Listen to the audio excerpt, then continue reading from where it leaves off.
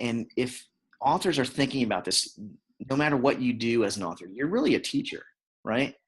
Because you're giving someone something new to read. Otherwise, we'd write books of the alphabet, right? 26 letters at the end.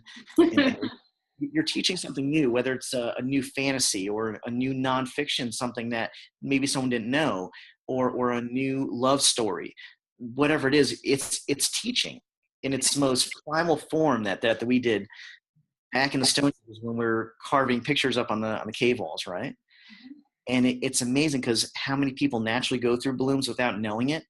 But then you have people with writer's block, or you can't get the story forward. This is where tools like this come in handy, because all of a sudden you have your V8 head slap, as I call it, and you say, oh, I need to back this up, and I need to make people really remember something that ties them back to, they can put a face to this character. They understand what this character is doing, and they can apply them to different scenarios.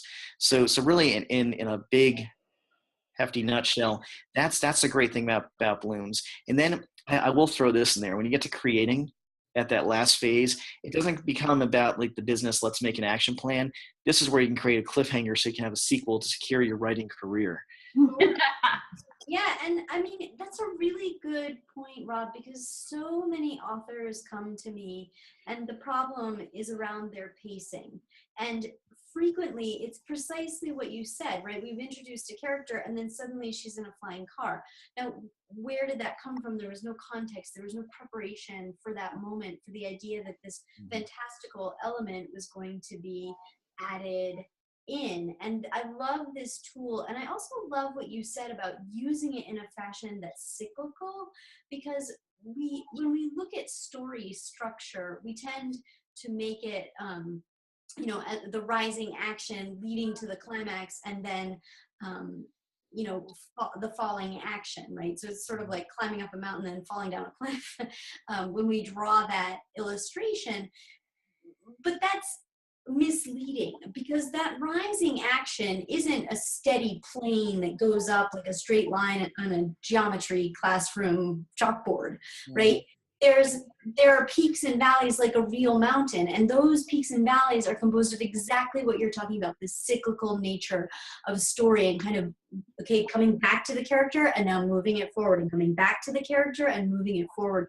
So I think this is a really powerful tool. I really do hope that people who are listening will download this and really take seriously what Rob is recommending as far as how to pace your story. If pacing is something that's been difficult for you, this is a really great tool that he's giving you.